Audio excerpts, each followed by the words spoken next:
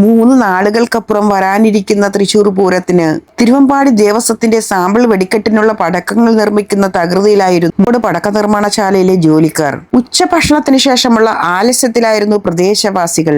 വൈകിട്ട് 3:30 എല്ലാം മാറി മറിയുകയായിരുന്നു. ഭൂകമ്പ സമാനമായ ശബ്ദം കേട്ടാണ് ആളുകൾ ഓടിയെത്തിയത്. അവർ കണ്ടത് കത്തുന്ന വെടിപ്പുരകളാണ്. പ്രദേശമാകെ പുക മൂടിക്കഴിഞ്ഞിരുന്നു. മരങ്ങളിലേക്ക് തീ പടർന്നു.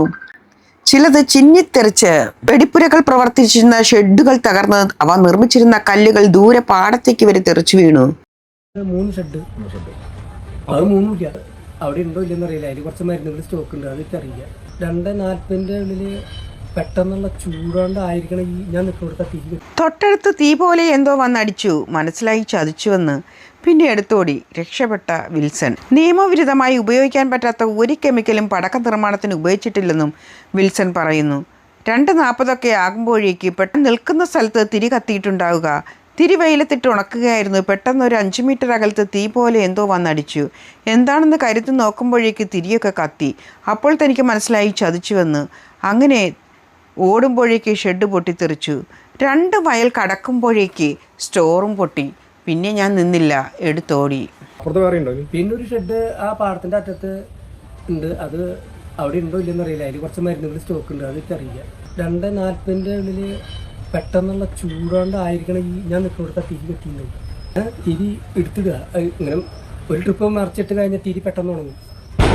അപ്പോഴാണ് പെട്ടെന്ന് ഒരു 5 മീറ്റർ അകലെ എന്നരട്ടി എൻ്റെ നമുക്ക് ഞാൻ മറിയുമ്പോഴേക്കും ഞാൻ ഇട്ട തിരിയൊക്കെ തട്ടി. പിന്നെ എനിക്ക് മനസ്സിലായി ചലിക്കുന്നു. ഞാൻ ഓടുമ്പോഴേക്കും പെട്ടെന്ന് ചൂട് കൂടിയത് കൊണ്ടാകണം ഞാൻ പറഞ്ഞില്ലേ. പിന്നെ ഞാൻ തിരിച്ച് പെണ്ണുങ്ങളെടുത്തേക്ക് വന്നെ എടുത്തു ഓടി.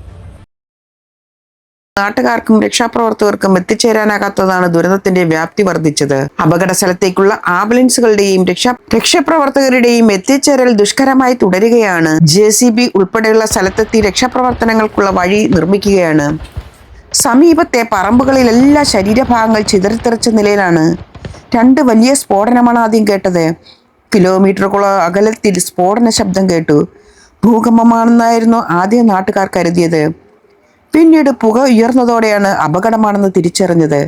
40 പേരാണ് വെടിപ്പുരകളിൽ ഉണ്ടായിരുന്നത്. 23 വരെ തൃശൂർ മെഡിക്കൽ കോളേജിൽ പ്രവേശിപ്പിച്ചിട്ടുണ്ട്. മറ്റു ചിലരെ സ്വകാര്യ ആശുപത്രികളിൽ പ്രവേശിപ്പിച്ചു. ശരീരഭാഗങ്ങൾ അറ്റ നിലയിലാണ് ആശുപത്രിയിൽ പ്രവേശിപ്പിച്ചിട്ടുള്ളത്.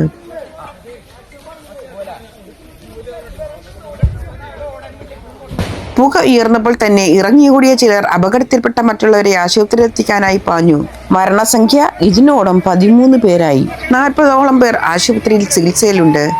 വെടിക്കെട്ട് അപകടം നടന്ന സ്ഥലത്ത് നാട്ടുകാർക്കും രക്ഷാപ്രവർത്തകർക്കും എത്തിച്ചേരാനാകാത്തതാണ് ദുരന്തത്തിന്റെ വ്യാപ്തി വർദ്ധിച്ചത്. അപകട സ്ഥലത്തേക്കുള്ള ആംബുലൻസുകളുടെയും രക്ഷാപ്രവർത്തകരുടെയും എത്തിച്ചേരൽ ദുഷ്കരമായി തുടരുകയാണ്. JCB ഉൾപ്പെടെയുള്ള സ്ഥലത്തെത്തി രക്ഷാപ്രവർത്തനങ്ങൾക്കുള്ള വഴി നിർമ്മിക്കുകയാണ്.